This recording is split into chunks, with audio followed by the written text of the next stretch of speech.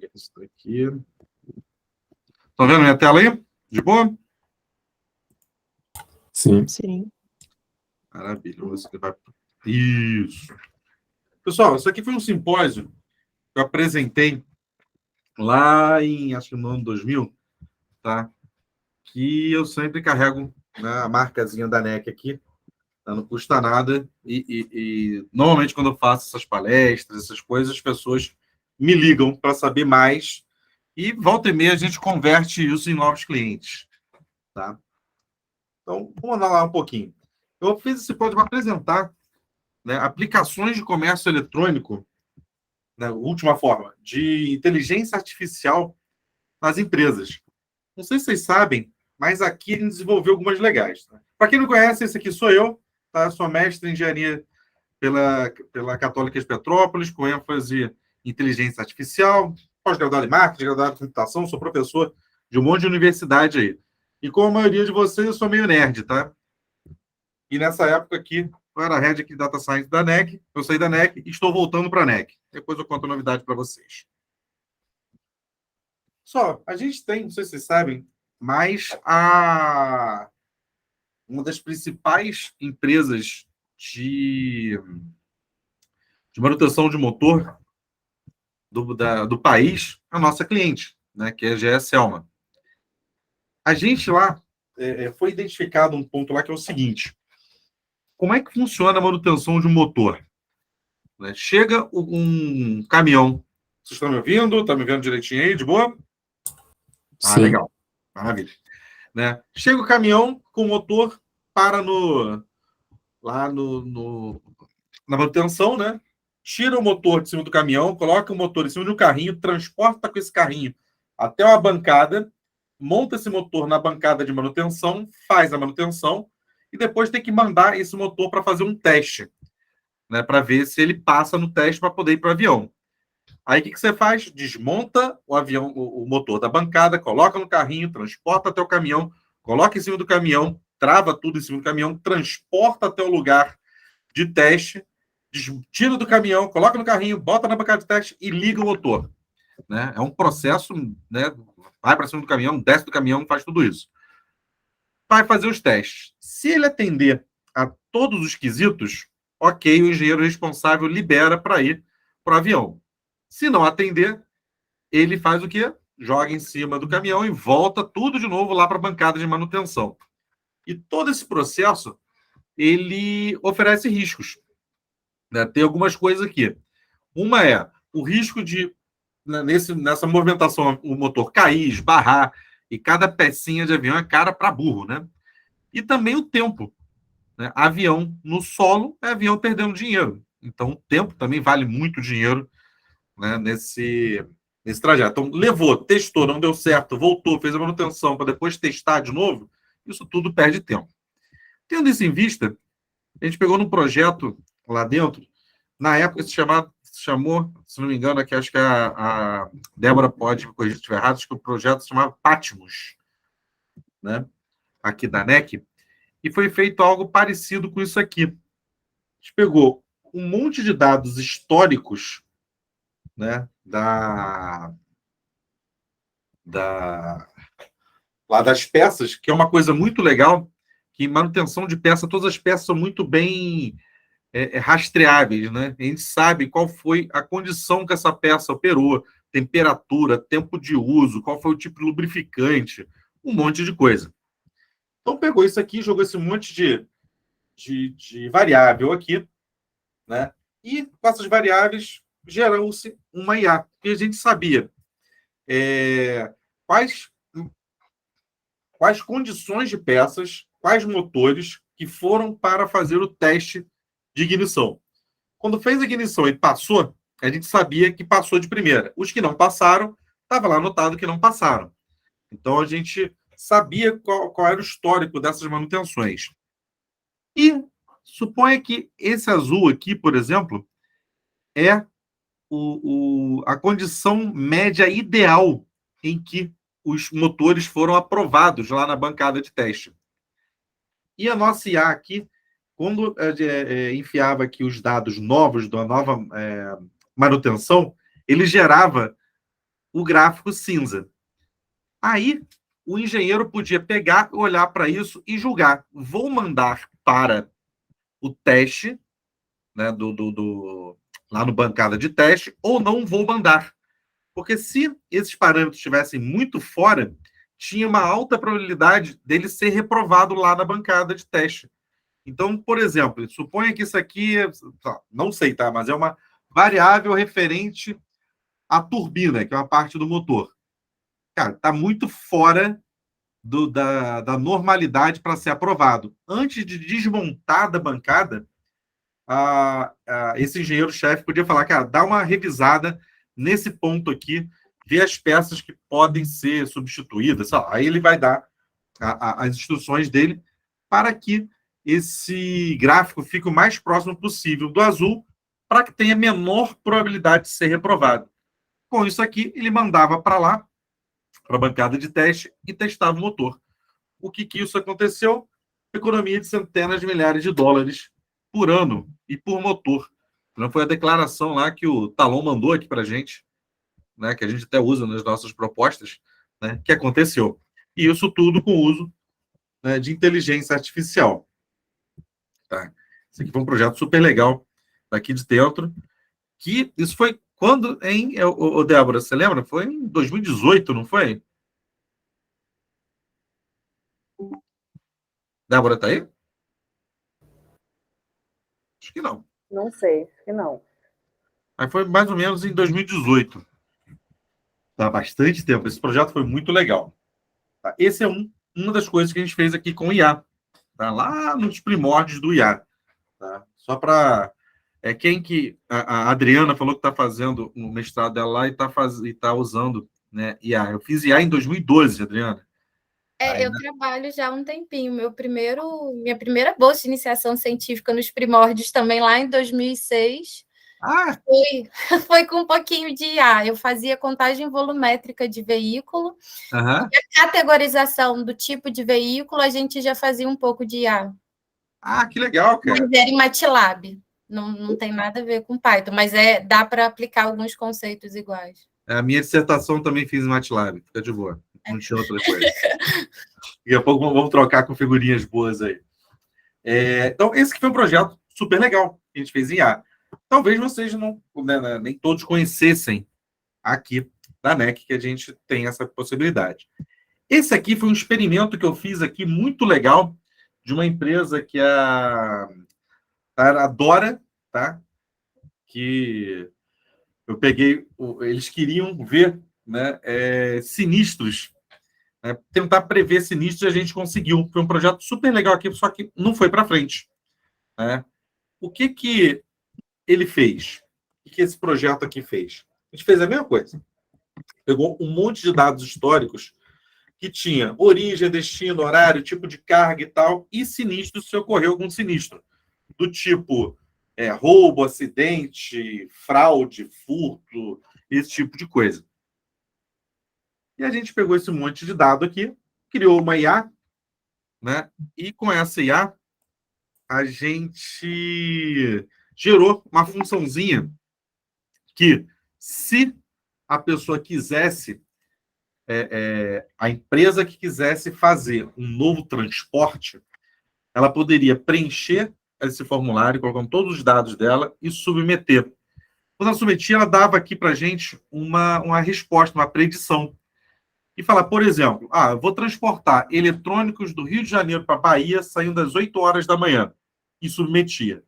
Tá? Historicamente, isso aqui é suposição, tá, gente? Só para mostrar, não, esses dados não são reais, tá? A nossa IA aqui falava, olha, cara, na maioria das vezes, com esses dados que você colocou aí, tá, você tem 80% de chance de ser roubado. 2% de chance de ocorrer um acidente, ou 2% de chance de outras coisas acontecerem. Mas o mais legal desse sisteminha aqui é que ele faz uma prescrição também.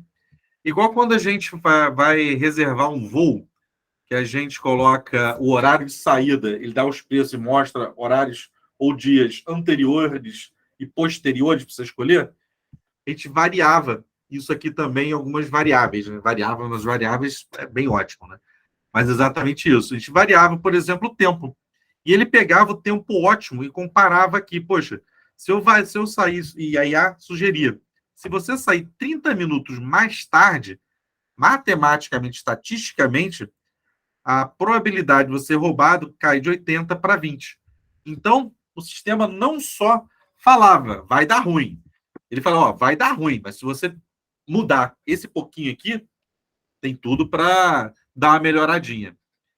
E qual é o legal disso, cara? Que a gente sai da IA só para te falar, ó, tem uma casca de banana ali, mas para falar, cara, tem uma casca de banana ali, dá a volta nela. Né? A gente faz a computação ajudar no dia a dia. Né? Isso aqui, né, quem trabalha com IA deve gostar disso, não sei se a Adriana já viu isso aqui, tá? É um modelinho feito num software. Conhece, Adriana? Não, é uma rede neural isso que você fez? Não. Aqui É um... ele já é todo modelo feito num software chamado Orange, que dá para você fazer visualmente. É bem legal. Tá? Só para explicar como é que funciona. Aqui tem até um... Só te derrubar. É de graça, não? É. Legal, obrigada. Foi dar uma olhada. Orange. Tá? E ele mostra assim, e dá para gerar código Python, que é a parte mais legal. Então, o que foi feito aqui? Né? Basicamente, isso aqui é o fluxo mais se usa quando a gente está fazendo treinamento e predição com inteligência artificial. Eu peguei aqui uma base de treinamento, né? Sei lá, imagina que tem 10 mil registros. Separei 70 mil para essa base de treinamento e 30 mil para essa validação aqui. Tá? 70 mil registros, tá? Com diversas variáveis, né? Por exemplo, essas variáveis aqui eram o nome das minhas colunas, origem, destino, horário, blá, blá, por aí vai. Ranqueei quais eram as variáveis que fariam sentido a gente utilizar para poder fazer a nossa análise. Pô, mas como assim você vai saber qual a variável que faz sentido? Pô, uma variável que só se repete, uma variável que é tudo nulo. Aí depois tem variáveis que têm peso ou não, e ele acaba, né, diminuindo a quantidade de variáveis para a gente poder analisar. Com isso, eu elegi alguns modelos, né, de predição aqui para eu ver. Né, alguns modelos de regressão. Né?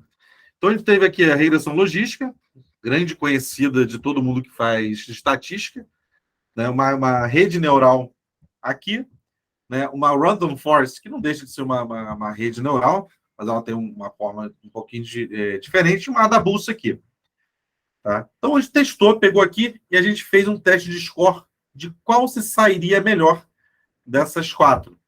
E fazendo isso aqui, na época, se eu não me engano, a que se saiu melhor para esse problema nosso aqui foi a de regressão logística. Tá? Então, a gente pegou, viu que eu saí melhor. Maravilha, foi regressão logística? Vamos fazer as predições? Aí a gente colocou uma base que o nosso modelo aqui não conhecia, para ver se funcionava. E quando a gente fez isso, ele gerou essa matriz de confusão aqui.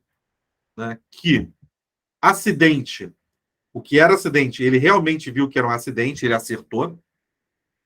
Né? Fraude, ele viu que era fraude em 100%. Daqui a pouco eu falo sobre 100% aqui, que é muito importante para IA, tá? Outros, 99,8%, roubo por 99%. Isso aqui é fantástico, tá?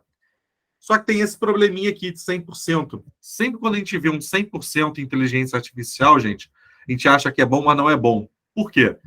Houve um negócio chamado overfit, que a nossa IA, o nosso modelo, por exemplo, ele não aprendeu, ele decorou. Ele só sabe resolver problemas com os dados que ele recebeu ali. Então, isso aqui com ajustezinhos você consegue, né, melhorar para que ele não crave esse 100% aqui. E existem modelos que são mais suscetíveis ao overfit e tal, e por aí vai. E para quem fosse se aprofundar em IA, que eu super aconselho, que acaba resolvendo um monte de problema nosso aí de forma, eu brinco que às vezes meio mágica, né? A gente dá para a gente tirar bastante caldo disso aqui. Tá? Vamos andar mais um pouquinho. Aí no final, a gente teve aqui gerou uma função de predição, que é uma funçãozinha normal, que eu passava todas aquelas variáveis de entrada e ele me dava uma saída, um número de saída. Igual a função que vocês criam aí normalmente. Tá? e isso, diminuição da quantidade de sinistros, que era o objetivo que a gente queria para essa empresa. Tá? Andando aqui, tá? Isso aqui é uma forma de maturidade analítica. Como a gente está falando de IA e apresentação para a empresa, as empresas normalmente querem analisar os seus dados, né?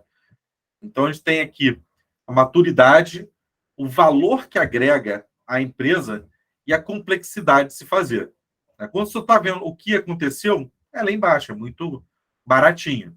O que aconteceu, ele é totalmente ligado à análise descritiva, à análise diagnóstica, porque quando você vê o que aconteceu, a primeira coisa que vem de pergunta depois do o que aconteceu, é alguém falar, pô, mas por que isso aconteceu? O que aconteceu? Aumentaram as minhas vendas. A primeira coisa, pô, mas por quê? O que fez aumentar para fazer de novo? Ou caíram as minhas vendas? Ué, por que isso aconteceu? Né? Para evitar isso. Então, esses dois sempre estão muito ligados à análise descritiva e diagnóstica. Subindo mais um pouquinho, tem a preditiva, que foi essa aqui, por exemplo, a gente falar o que pode acontecer. E, em último, aqui atualmente eu falo porque a ciência é linda, ela não é absoluta, ela muda com o tempo. Verdades não são absolutas na ciência. A gente sempre tenta estar o minimamente errado e não o mais certo possível. Então, eu acho a humildade da ciência é bem interessante em função disso. E outra coisa, se alguém ouvir alguma coisa que eu falar aqui que está em desacordo com alguma coisa que vocês aprenderam, ouviram de coisa nova, vamos discutir. Me manda, a gente dá uma olhada, artigos novos, e eu mudo totalmente a minha concepção. Eu acho que a pior coisa que a gente tem é compromisso com o erro. Então, se a gente vê alguma coisa, pô, tá errado, muda de ideia. Tá? Só ignorante que fica preso a uma convicção, tá? Quando existem provas e estudos que mudam esse entendimento. Então, atualmente, a última é a nossa prescritiva aqui. Cara, tendo isso aqui, faz isso aqui que pode melhorar. Ele te sugere uma melhora. E, cara, a gente tem vários resultados positivos com isso aqui. Alguma dúvida, pergunta, sugestão ou crítica? Agora pode fazer. Diga aí, Adriana. Então, que tipo de regressão que você usou? Binária, multinomial, categórica? Foi a logística. Para essa aqui... Então, mas dentro da logística tem... Então, por coincidência, eu faço exatamente isso. Eu legal. morei em Portugal um tempo e fiz mestrado lá também. Sim. E eu desenvolvi um modelo de regressão logística e monitorei o país inteiro. Que Só legal. Que para acidente rodoviário e para vítima fatal, ferido grave, ferido leve e ileso. Que maneiro, cara. Mas é o mesmo insight, assim. Sim, todos são, né? Só que lá eu tentei usar a regressão logística multinomial. Uhum. Aí eu fiz vários modelos que não classificavam muito bem. Aí eu troquei para regressão logística binária. Tive problema no Logit para validar. Então, aí o binário. Porque o binário é melhor a VSM, né, cara? Isso. Aí eu fui e acabei usando categórica. Eu categorizei os dados e aí foi mais rápido e foi mais fácil. Não lembro, não faço a menor ideia de qual que a gente usou aqui dentro, porque aqui dentro tem todas as configuraçõezinhas. Sim. Não lembro qual foi. Depois a gente pode tentar achar isso aqui, a gente vê o que foi e a gente troca a figurinha aí. Eu já gostei muito, já me deu vários insights, porque no Inmetro eu estou fazendo isso. Exatamente. Eu estou replicando o que eu fiz de lá para cá. Pô, que fantástico, cara.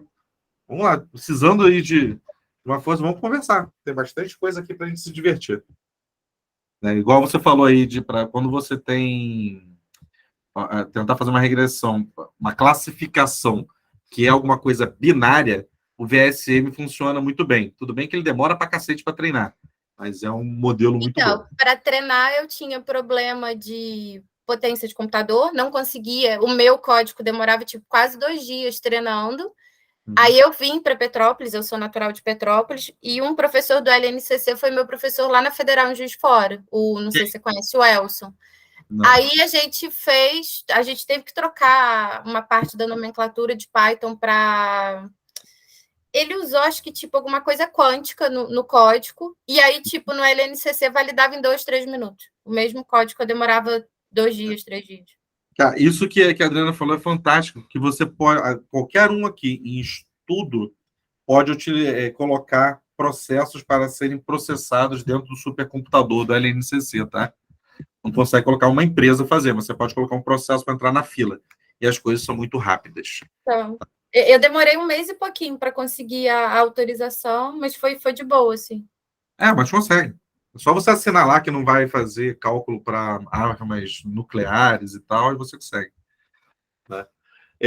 Isso que ela falou, pessoal, é extremamente importante, e quando a gente está utilizando um modelo que ele necessita de muito processamento, e você usa computadores fracos, atualmente a gente nem usa CPU, a gente usa GPU para poder fazer o nosso processamento. Aqui no meu computador, acho que eu vou conseguir mostrar aqui para vocês. Acho que vai ser isso aqui. Mouse. Foi. Vou mostrar aqui. Eu tenho uma senhora de uma GPU que quando eu preciso de alguma coisa forte. Deixa eu ver, parará. Cadê minha GPU aqui? GPU. Em algum lugar aqui ele está. Mas é uma RTX 3070. Para quem joga videogame, aí é o sonho dos jogadores de videogame, tá? De joguinhos. Mas é legal que a diferença é que quando eu uso aqui o meu Core i7... Bota Shift ESC aí para abrir o painel de controle. E vai desempenho. Vamos ver aqui. Vai desempenho e tem lá a parte de GPU. Desempenho. Ali, GPU. GPU aqui. Olha lá, é uma senhora de uma GPU. Entendeu? A diferença entre processar aqui e processar aqui é gigantesca, gente. É um negócio de outro mundo. Você joga um negócio de 1 hora para 5 minutos, assim. É muito louco. Tá? Então, o processamento para trabalhar com IA, você precisa de muito processamento. Tá? Chega, obrigado pelo Ctrl ESC aí. Então, vamos andar mais um pouquinho aqui para mostrar as coisas legais que a gente consegue fazer com IA, né? Esse aqui, quem é que trabalhou nesse projeto aqui da Golden?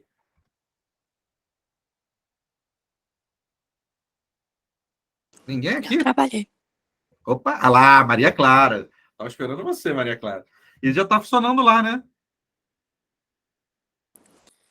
Até a última vez, eles já estavam usando, sim.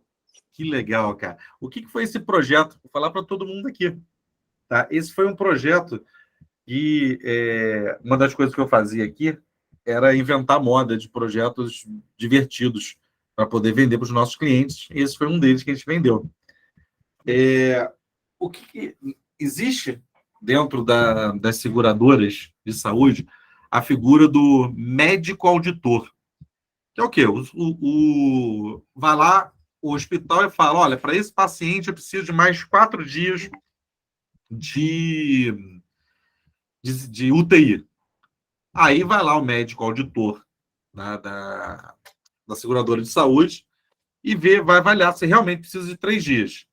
Né? Por quê? Porque, cara, o hospital vai tentar ganhar um trocado a mais aí das seguradoras, né? Aí a seguradora fala, olha, você não precisa de 3 dias, cara, mais 1 dia já é suficiente. Aí, se não der, amanhã você faz uma nova submissão de mais 1 dia ou de mais o que precisar. E alguém vai auditar isso depois. Só que tinha um gargalinho que era o seguinte, a pessoa, né, esse médico, ia lá no hospital para ver e tinha que pegar lá o prontuário, olhava, anotava no papelzinho, colocava no bolso, ia para casa com um monte desse papelzinho anotado e se logava no sistema da Golden, né, que acho que é o Gint, né, e ia escrevendo tudo que ele viu. No final do dia, ele escrevia tudo lá. Né, e passava. É isso mesmo, Nicolino? Você está no mudo. Exatamente. Era tudo transcrição de papel de embrulhar jornal. Exatamente. Isso ia para a Golden e aquilo era destrinchado escrito, digitado, era um trabalho do cão. E o grande lance que a gente tinha visto lá, quando eu fui ver esse processo, é que tinha pontos de falha muito grandes. O médico perdeu o papel, e já tinha acontecido coisas assim e tal. Aí a gente bolou desenhar esse aplicativo, que é o seguinte: esse médico, ele tem uma aplicação no aplicativo, e ele fala, e quando ele fala, transcreve para texto. E uma coisa legal, agora não é só texto, a gente tem o texto e o áudio. A gente conseguiu uma redundância de informação. E nós, de tecnologia, somos, né, tarados por redundância. Né? Caiu alguma coisa, outra coisa assume. Então, se ele tem dúvida, por exemplo, aqui nessa transcrição, né, que, olha só as palavras, que difícil. Exame de imagem, ecografia de vias urinárias demonstra cálculo de 1,5 centímetro em junção ureteropiélica à direita com dilatação pielocalicial a montante. São as palavras que, né, deu até trava na língua.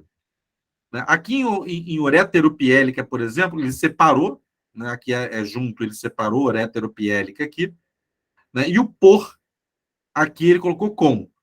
Então, se alguma coisa não fizer sentido, a pessoa lá do administrativo que recebe esse texto ainda pode tirar a dúvida com a voz do médico. Né? E o médico faz isso enquanto está lá auditando o quarto, né, do paciente. Então, ele pode falar, falou, e transcreveu, ele dá uma lidinha, submete, e vida linda para o médico. O objetivo disso era o quê? Aumento da quantidade de casos auditados e maior eficiência. Né? Foi assim, com essa forma aqui, que a gente conseguiu vender lá atrás, né, o desenvolvimento desse projeto. Né? E cá entre nós, desenvolver projetos assim é muito mais legal do que a gente fazer os sistemas de locadora de videocassete, né? Fazer esses sistemas assim, que tem esse tipo de tecnologia, é bem legal. Eu lembro que a Maria estava tendo alguns problemas lá com a API da Google, que foi a utilizada, né? E eu acho que ela conseguiu colocar umas palavras para treinar. Foi isso, Maria? Na época, a gente tinha colocado assim, umas palavras que eram muito utilizadas em alguns textos que eles mandaram para a gente, para ver se a Google aprendia. Olha que legal, cara. Quando você... Se fosse uma coisa um pouco mais corriqueira, ele seria muito mais fácil. Mas como tem muitos termos técnicos, né, teve que mandar um dicionário para lá para falar: Google, isso aqui não são pessoas normais falando, é um bando de maluco falando palavras esquisitas. Aprende aí para você conseguir traduzir de forma correta. Então, a gente conseguiu isso aqui. E isso é o tipo de projeto que encanta os nossos clientes. Por quê? É fora do normal. Né? A grande maioria das empresas tem aquela curva normalzinha, está todo mundo ali. É a gente fazer soluções diferenciadas e que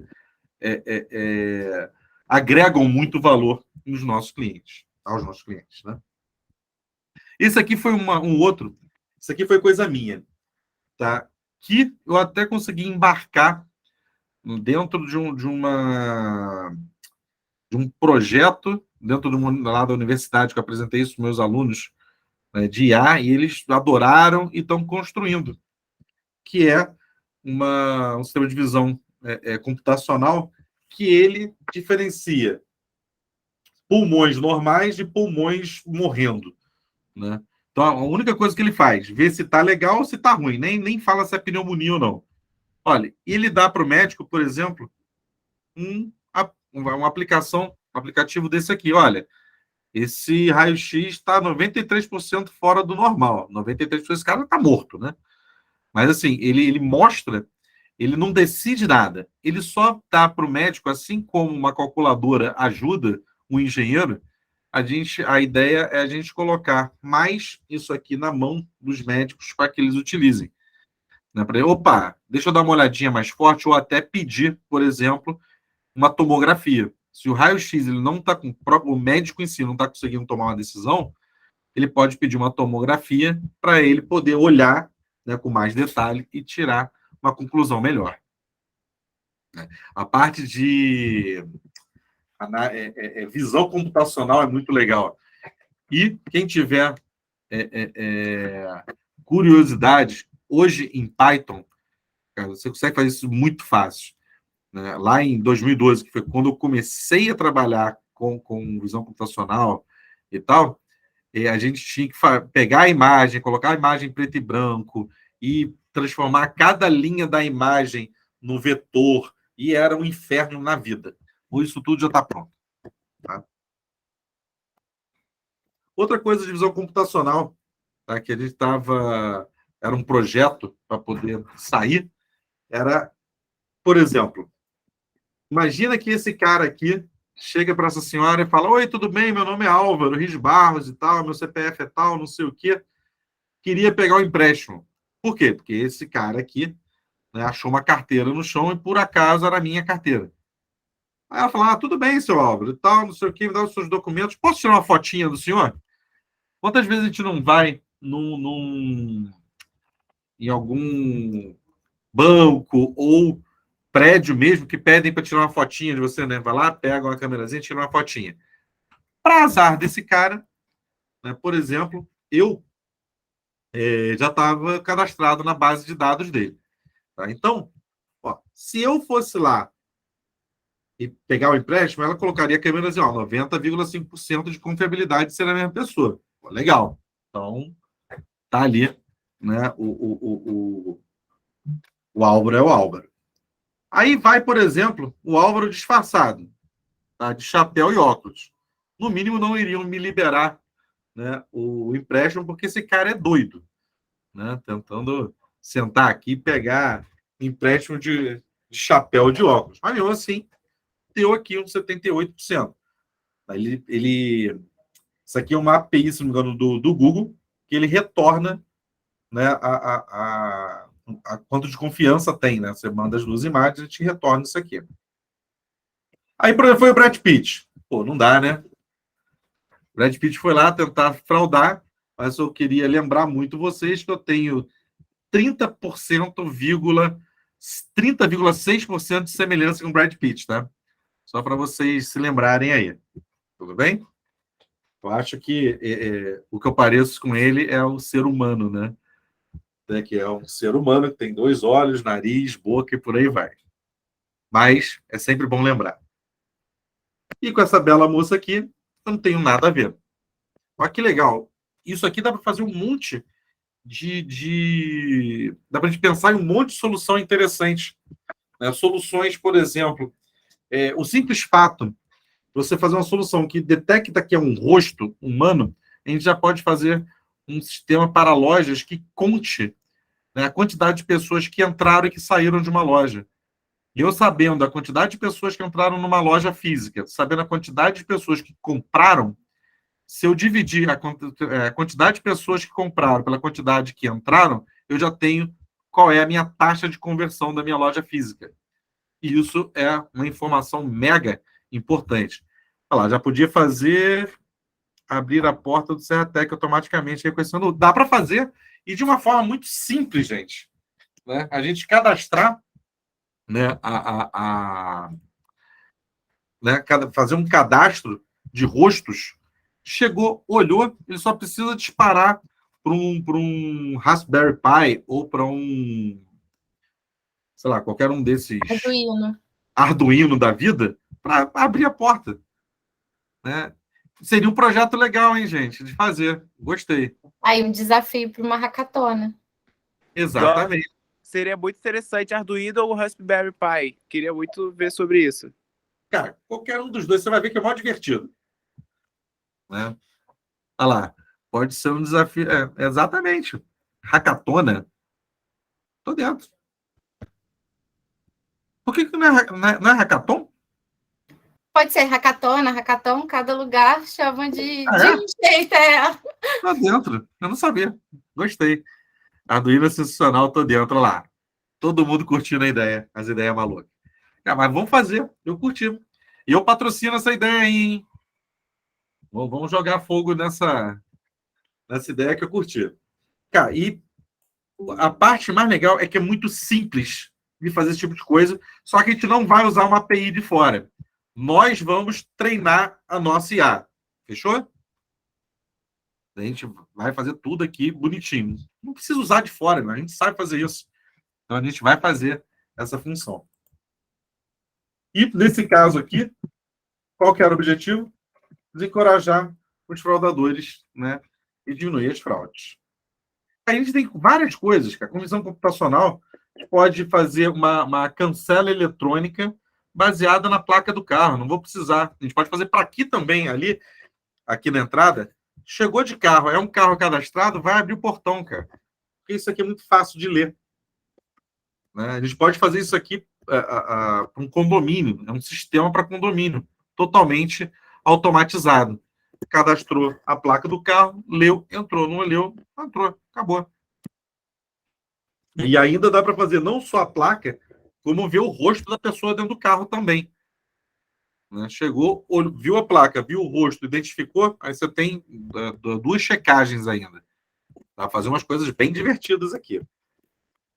Aqui a parte de linguagem natural, né? Que eu uso bastante isso para poder fazer análise de sentimento que estão falando sobre a minha marca. Em vez de eu ficar entrando post por post no meu Facebook, no meu Instagram e tal, eu trago tudo para mim, né? Jogo aqui e falo, estão falando bem, estão falando mal ou estão neutro sobre o que você está postando. É bem legal a parte de linguagem natural. E, cara, usar a tecnologia a nosso favor. Eu não sei, os mais velhos conhecem o Andrew Martin aqui, que é o homem bicentenário, né, que quem não conhece, eu super indico assistir esse filme, né, que ele tem uma abordagem muito legal, né, sobre IA, né, de como seria uma IA autoconsciente. Né? Então, quem quiser baixar isso aqui, né, só colocar essa apresentação, aponta aí o celular, tá? Ou entra essa URL que eu vou passar aqui para vocês. Deixa eu sair daqui e passar aqui para vocês. Vocês podem também pegar isso aqui para vocês baixarem, caso tenham interesse. Eu queria saber de vocês, qual a curiosidade. Vi que o pessoal aqui, ó, a Adriana falou. A Adriana aqui é super gosta do assunto, gostei, né? O Brian, agora o Leandro, a Bill, né, levantou a mão. Diga aí, Leandro. Fala, Álvaro. Beleza? Beleza, cara, uma dúvida, você falou essa parte da cancela automática para condomínio e tal. Lembrei de uma notícia que eu li tem um tempo, que o Fórum Econômico Mundial criou, acho que foi em 2019, 2020, um conselho global para lidar com o IA, como que os países vão lidar com essa tecnologia nova, etc. E uma das preocupações assim, era a questão da morte do emprego, né? No sentido de a IA começar a substituir pessoas que vão ficar inempregáveis com o tempo.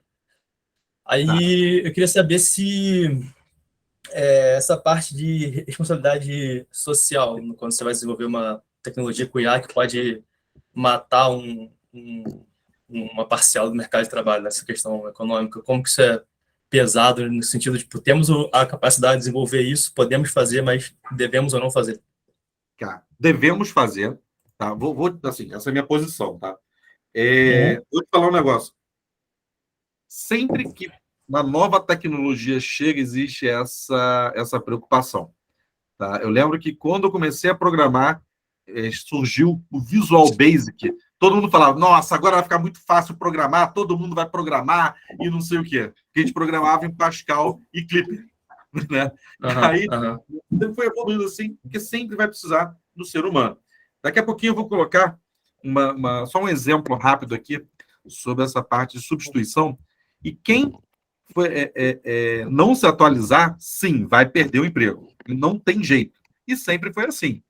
Então, se você não se adapta ao novo, né, ao que está vindo, imagina se a gente se preocupasse assim com os mecânicos de máquina de escrever. Entendeu? não teríamos computadores. Então, esse mecânico de máquina de escrever, se ele quisesse continuar na manutenção, ele tinha que aprender a fazer manutenção de computadores, meu irmão. Senão, ele vai ser esquecido mesmo. Mas assim, você não acha que tem um limite de quantidade de pessoas que podem... de quantidade de pessoas que esse novo mercado pode absorver em relação à quantidade de pessoas que vão ficar desempregadas quando tudo começar a ser automatizado, assim? Eu acredito que vai chegar um ponto... Uhum. Né, eu acho que vai chegar um ponto que vai ter que ser revista como são feitas as transações comerciais e tal, e por aí vai, né, de empregabilidade. Tá? Acredito sim. Mas, cara, no atual que eu conheço aqui, então, Nicolino, diga aí. Vou mostrar uma coisa para vocês. É só para intervir um pouquinho, o Álvaro voltou até no Pascal, já. Voltou bem lá atrás. Esse conceito, Leandro, ele desde a Revolução Industrial ele existe. Sim. Na Revolução Industrial já se falava nisso. O que, na verdade, está acontecendo é que os países precisam investir em que, obviamente, alguns vão perder o emprego, mas antes disso começar, o investimento do país precisa ser em quê? Bom, eu sei que isso vai acontecer. Eu preciso dar uma educação melhor. Eu preciso facilitar a educação para que essas pessoas que hoje... Você já tem supermercado, por exemplo, que você tem caixa que não tem pessoa mais. Tem mercado da Amazon que não tem pessoa nenhuma. Não tem pessoa. Então, aquelas pessoas, elas precisam ser dirigidas para outro tipo de atividade. Entende? Mas precisam estudar. Então, isso é um tremendo investimento de países, tá? Porque não adianta, eu acho, na minha opinião, parar com isso porque vai haver desemprego é uma bobagem. Você tem que, na verdade, evoluir muito mais as pessoas. Agora, precisa da condição da pessoa, como o Álvaro falou, que consertava a máquina de escrever, possa estudar para consertar computador, né? Os países asiáticos, principalmente a Coreia, onde isso começou a acontecer, eles investiram, sabe, muito em quê? Praticamente 100% das escolas dos países asiáticos, principalmente Coreia, são cursos técnicos. Ninguém mais faz curso de aprender geografia, história, você vai ter uma noção. Todo mundo sai técnico em alguma coisa. É exatamente para poder trabalhar em cima das novas tecnologias. Mas isso é velho, tá, cara? Isso aí já... Na Revolução Industrial, o nego já pulava com esse troço. Deixar uma referência... Ninguém ficou desempregado. Não, então, deixar uma referência sobre esse tema aí, o livro Homo Deus, do Yuval Harari. Ele fala bastante sobre essa parada do futurismo, né, do ser humano. Ele é o que fala dessa nova forma que vai ter que ser pensada. Isso, exatamente. Então, quem quiser aprofundar um pouco esses cenários futuros aí com inteligência artificial, acho que é uma boa dica aí. Isso aí é uma verdade mesmo. Você vê os próprios bancos hoje, devido às transações eletrônicas, não tem muito sentido mais ter a quantidade de caixas que tem, né? Que só vai no caixa, em último caso, ou o velhinho que adora ir para o caixa, para conversar. Pega assim, qual é o saldo da minha conta? O cara diz, então me dá o dinheiro todinho. Aí ele conta, eu já vi isso, tá? Em fila de banco. Ele contou o dinheiro, tá certinho, deposita de novo. Eu vi isso acontecer. Mas sabe quando isso aconteceu? Quando eu trabalhava numa fábrica no Rio de Janeiro, lá nos anos 80, e a fábrica botou o primeiro posto de banco era o Bradesco. Pode fazer propaganda, Walter? Pode falar o nome? Pode. Pode, pô. E aí todo mundo... Antigamente você recebia um envelope, né? Eu não sou nesse tema, as pessoas recebiam um envelope com dinheiro, moedinha, e era o salário. Quando eles passaram a receber no banco, eu vi essa situação acontecer. O cara foi, pediu o saldo, tirou o dinheiro todinho, contou e botou de volta. Só para confirmar. Isso foi a tecnologia. Você acha que os bancos hoje vão manter essa quantidade de agências físicas e caixas? Não, esses caixas, principalmente bancos estaduais, bancos de autarquia, como o Banco do Brasil, que não pode demitir de qualquer maneira, né? Essas pessoas vão ter que evoluir, estudar, para se graduar em outra função. A gente Pode tem, ficar parado só. sim, a gente tem aqui, aqui há muito tempo. O Daniel quer falar. Diga aí, o Daniel. Bom dia, pessoal. Eu estava lendo um tempo atrás sobre esse tema de inteligência artificial com um temor parecido com esse do Leandro, né? De que as pessoas fossem acabar ficando obsoletas. Aí eu li sobre o paradoxo de Moravec, né? Que ele fala que é muito fácil para um computador executar tarefas intelectuais muito rápido, mas quando se trata de coisa relacionada à percepção e mobilidade, uma criança de 2, 3 anos já consegue fazer coisas muito superiores, porque o nível de processamento que é necessário para um computador executar uma tarefa de mobilidade é muito grande. Então isso meio que deixa essa questão em aberto, né? A gente vê muitas vezes, às vezes, congresso de robótica na China, e é absurdo quando eles conseguem fazer um robô carregar uma caixa. Sim. Mas por quê? Porque isso é uma tarefa absurda para uma máquina realizar quando tem essas dependências. Então, assim, meio que o computador hoje consegue executar um cálculo absurdo muito rápido. Mas quando você trata de carregar uma caixa, já fica mais difícil, né? Então, também existe essa discussão. Nem só isso, cara. Eu vou mostrar aqui o que é fazer uma maldade com uma IA. Quer ver? Abrir um novo separador. Vou colocar aqui, vou compartilhar para vocês. Eu pegar, quem trabalha com IA vai começar a rir. Tá? Eu chegar e falar para o meu computador classificar o que é um chihuahua e o que é um buffin. Nessa imagem aqui. Entendeu? O computador pira. Entendeu? Então, assim, cara, às vezes eu fico, o pessoal fica, até uns memes, né? Não sei que as pessoas estão preocupadas da IA dominar o mundo, cara, e eu não entendo por que o meu algoritmo classificou um gato como um elefante. Entendeu? Então, ainda vai faltar muito para essa excelência louca aí. Tá? Isso aqui é um negócio que você maltrata o seu algoritmo. Tá? É o que é difícil mesmo. Falar nisso, meu cachorro é a cara desse aqui. Tá? E uma coisa para uma próxima vez, para a gente poder falar. Alguém já ouviu falar disso aqui? Robot Process Automation. Vamos falar sobre isso aqui num próximo dia. Vou alinhar aqui para a gente poder conversar. É muito legal sobre isso aqui. Eu quis colocar, por quê? Eu tenho... Ela é bem agradável. Olha o que eu faço. Né? É um recado bem agradável, né? Mas o que é isso? O mercado não admite, né, no dia de hoje, a mediocridade. Né? Então, todo mundo que cai aqui, tá? Para quem não conhece, não se lembra, isso aqui é uma curva normal ou uma curva gaussiana, né? Que 68 pontinho, cai aqui na normal. Se você está aqui na normal, você é o normalzão. A gente tentar se destacar de alguma forma. Dica aí, Nicoliano. Não, só para, se alguém tiver interesse, ou se já viu, se não viu, como esse assunto já era tratado não era tratado dessa forma, mas já tinha um conceito lá nos anos 60, tá? Vejam o filme 2001, Uma Odisseia no Espaço, em que o computador simplesmente aprende tanto que passa a dominar a nave e as pessoas.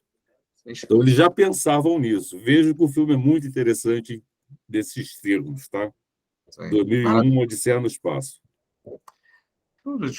Com isso aqui, acho que eu encerro a nossa apresentação de hoje.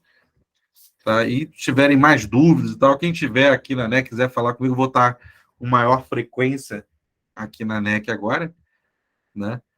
E a gente... Adriana, outlier normalmente é um erro, hein? Sim, mas outlier pode ser o ponto fora da curva. Eu estava até conversando com o pessoal, enfim, que é de Petrópolis também, mas que está aqui em São Paulo no banco, e eles fazem detecção de fraude por IA com outlier. É algo fora. Normalmente a gente não está nos dados, é um erro que você elimina para analisar o dado. Mas ele te identifica alguma coisa, tipo, alguém... Mas você tá pode ser um outlier também para o bem, né? Sim, pode, lógico, pode. É isso que é o grande lance. Né? Porque é ponto fora, vamos falar o outlier aqui. É o ponto fora da curva, exatamente. Gostei demais da sua apresentação, obrigado, adorei. Vamos lá, vamos ter novas aí pela frente. Tá bom? Eu vou parar a gravação aqui. Ok. Aí, quem quiser depois assistir de novo, consultar, né? Fica lá no Drive e também vai ficar lá no nosso YouTube. E quem quiser